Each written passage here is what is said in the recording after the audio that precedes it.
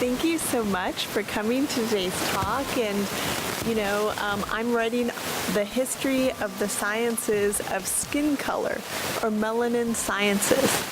And this talk is called Color Struck, the sciences of skin color and the formation of identity in America.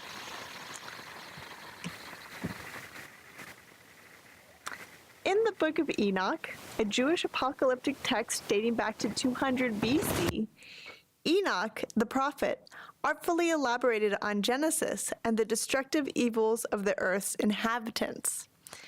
His account of the strange birth of Noah, Enoch's great-grandson, alluded to ancient social concerns and forewarned of humanity's looming demise. Upon seeing his son for the first time, Lamech, Noah's father, fled his house to seek counsel from Methuselah and Enoch.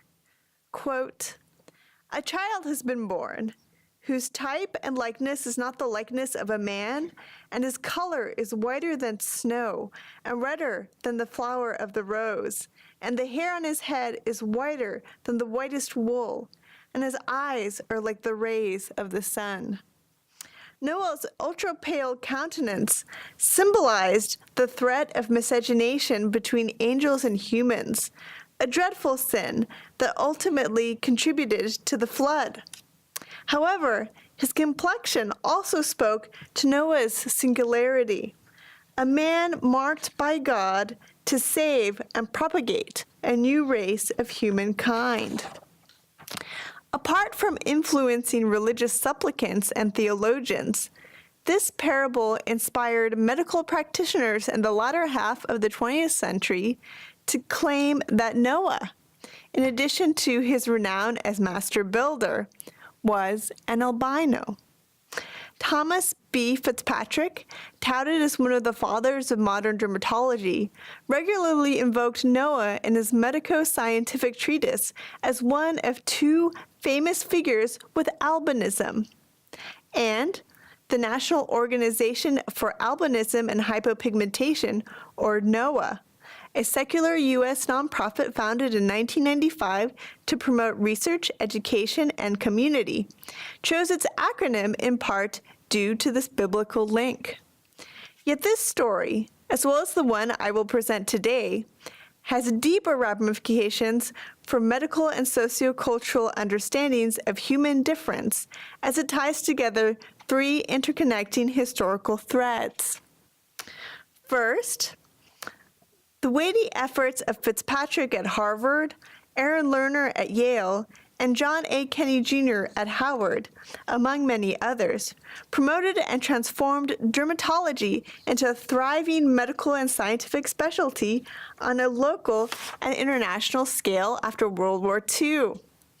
These clinical researchers, most of whom had PhDs and MDs, wedded the laboratory to the hospital. Melanin is the primary pigmentation agent found in skin, hair, and eyes. The dawning of this new era, what I term the melanin era, heralded the possibility of perceiving skin color as solely a scientific artifact, one separate from its long history as an embedded racial marker. I examine how these medico-scientific architects erected both the foundation and rise of the melanin sciences, enhancing its authority in dermatology and guiding its course in the realm of human difference. Second, science fiction writers, long acknowledged as literary weather vanes for the incorporation of scientific ideas into the public consciousness, also grappled with the displacement of dermopolitics with genomics. Not surprisingly, the partnership between sci-fi and the biological sciences is a fairly recent one. Biological sci-fi tropes that we now take for granted: the mutant, otherworldly parasite, genetically modified organism, clone, and cyborg, trickled into existence starting in the mid-1960s, gaining popularity and inspiration from Star Trek, recombinant DNA technologies, and the Human Genome Project. compounded by the relative dearth of non-white authors and characters in sci-fi, an absence that has been acknowledged in recent years, a survey of the sci-fi literature for references to melanin resulted in only a few direct hits. However, in my reading of these texts and others that engage with skin color transformation, I aim to situate the melanin sciences alongside the project of Afrofuturism. Third, Michael Jackson and his turbulent career as boy wonder to king of pop to vitiligo spokesperson offered the reverse in skin color transformation. His dramatic physical alteration led to his intense media speculation about his motivations and cultural alliances, yet his lyrics, concerts, and international popularity also suggested that his melanin metamorphosis might inspire new aesthetic outcomes and trans color identities. Today I aim to touch on all three, providing three interlocking stories that will hopefully lend to lively discussion.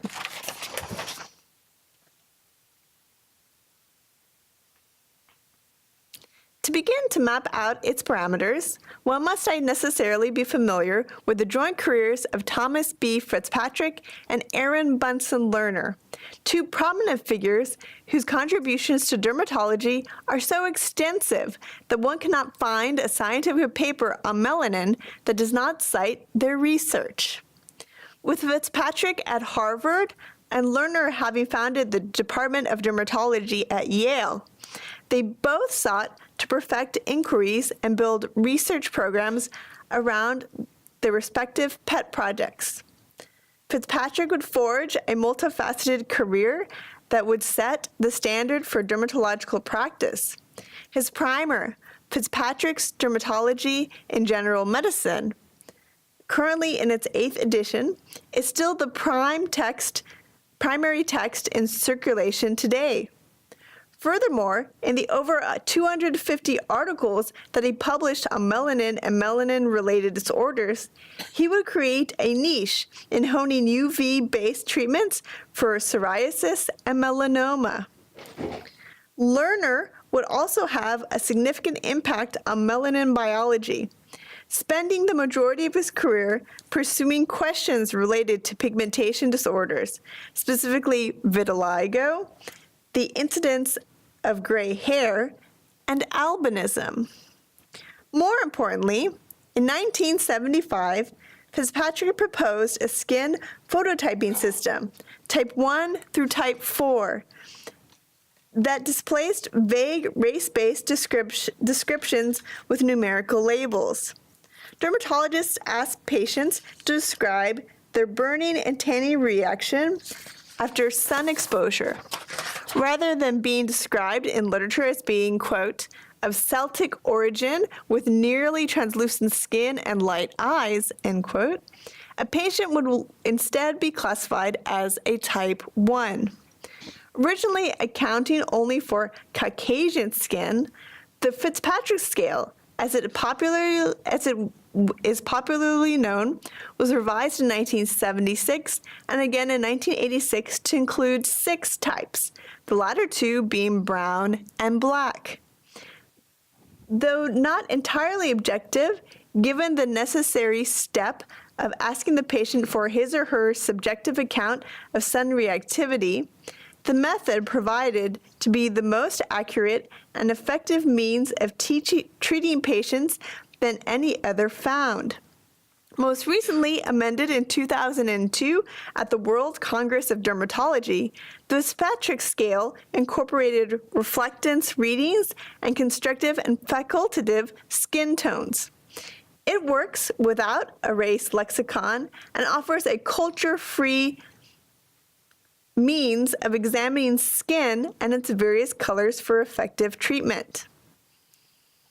In the wake of the Human Genome Project, scientists hypothesized that as many as 120 genes might direct pigmentation in human skin, hair, and eyes. Clearly, many questions still remain on the mechanism of melanin production and function. Even with the even with the ubiquity of the Fitzpatrick scale in the clinic, laboratory, and field, skin color as constitutive of race-based thinking or ethnic affiliation continues to trouble definitions and groupings in biology and communities across the globe.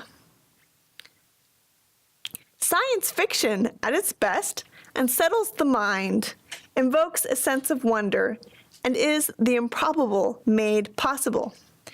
As a semi-popular and dynamic mode of writing, it aims to explore and apply the tenets of various scientific disciplines in order to destabilize the reader's expectations of the laws and mores of alternate or future worlds.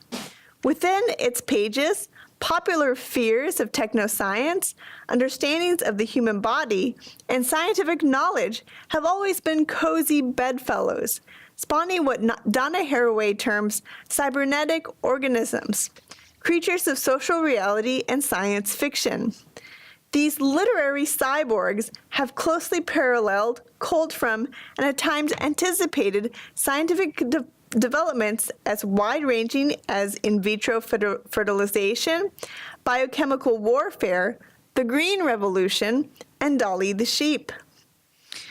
Within speculative fiction, depictions of skin color tend to fall into 5 categories: coloration camouflage, skin color signification, epidermal transformation, pigmentation disorders, and melanin utilization.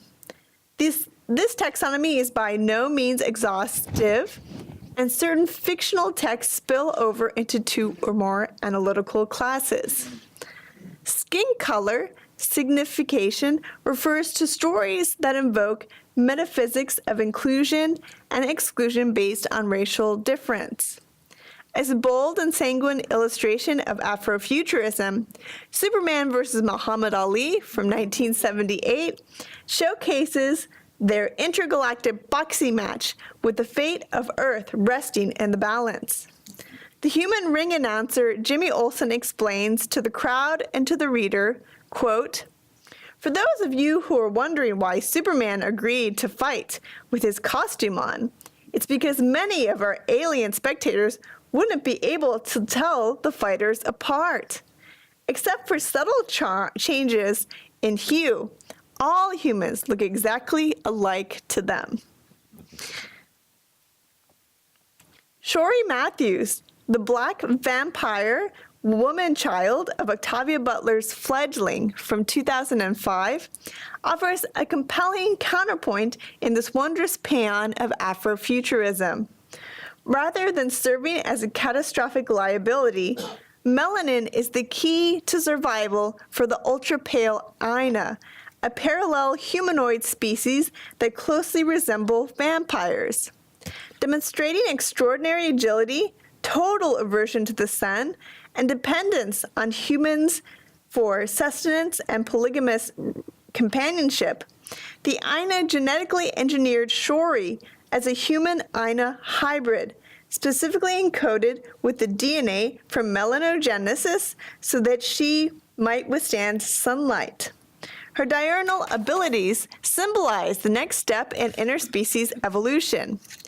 Yet her dark, impervious skin is a disruptive force in the greater Aina community, derided as a, quote, "goddamn mongrel cub." Shori must literally defend her existence as her closest blood relatives are brutally murdered and her human symbionts are repeatedly attacked. Reflective of its nonfiction counterparts, the invocation of melanin in Fledgling delineates a complex and life-changing course, ultimately prescribing a liberating ideal for its characters and readers. Prior to science fiction, skin disorders emerged in the 1880s. Vitiligo is a complex skin disorder that affects between 2 to 5 million people in the United States. With no cure or known etiology, this disease may be an autoimmune disease or the result of emotional distress. Albinism, a comparable pigmentation disorder that's similarly disconcerting, offered an expected appearance that was clearly understood by dermatologists as the result of melanocytes incapable of creating melanin. Vitiligo, on the other hand, appeared to have a will of its own, appearing on the body as splotches of skin leached of melanin. Because these contrasting patches of skin tend to grow and spread, the affected patient, particularly if he or she were darkly pigmented, expressed psychological distress and actively sought means to correct their pigmentary irregularities. As years passed, the most effective measure was total depigmentation of the skin through extensive topical treatments of hydroquinone, a process that took years to complete. For patients treated in the wake of the Black is Beautiful movement, their depigmented skin simultaneously served as a batch of healing and shame. In The Man Who Turned White, Arthur Wright, a Black Broadway performer, relayed a more hesitant and raw account of both his diagnosis and his subsequent total body depigmentation.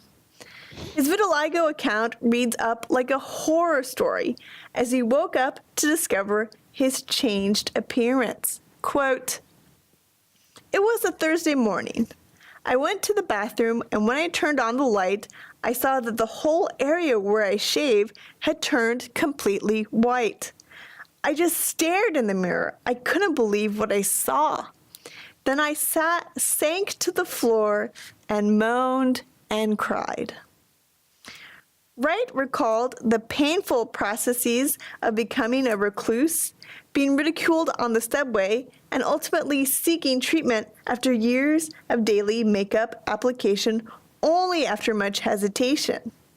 Though he would gain the help and confidence of Stoller.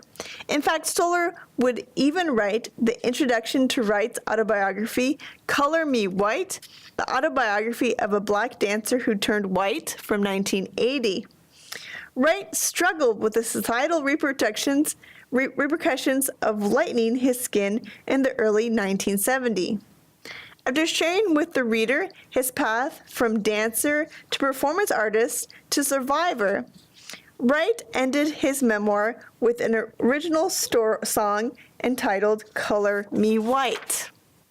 Quote, "Color me white, color me black, it makes no difference to me. Color me brown, color me red, color me yellow, we're all part of humanity. Color me white." While actors John Hamm and rising supermodel Chantal Brown Young are current vitiligo celebrities, Michael Jackson is the musical icon and controversial legend with whom I would like to conclude. Countless academics have analyzed Michael Jackson and his physical modification, decrying his choices as anti-Black, a form of body dysmorphia, and a show of cowardice. Although some more recent philosophers have acknowledged that he suffered from vitiligo, they mention it in passing, ignoring its psychological effects, history, and limited treatment options. In his 1993 interview with Oprah Winfrey, Jackson revealed that he suffered from vitiligo after she inquired about his plastic surgery and lighter skin. Quote, "I have a skin disorder that destroyed the pigmentation of the skin. It's something that I cannot help, okay? But when people make up stories that I don't want to be who I am, it hurts me. It's a problem for me that I can't control. But what about all the millions of people who sit outside in the sun to become darker, to become other than what they are? No one says nothing about that. It's my family. My father said it's on his side. I can't control it. I don't understand. I mean, it makes me very sad." His statement made him the first unofficial spokesman for vitiligo, drawing renewed attention and resources to a largely underfunded disorder. While the interview and the bleached appearance of his skin is in line with pursuing depigmentation as the primary form of treatment. His detractors continued to question his motivation for his physical alterations until his death in 2009. Jackson's autopsy report, conducted by the Country of Los Angeles, detailed his use of 2 forms of 20% binoquine and 8% hydroquinone. The anatomy summary listed vitiligo as the 3rd illness.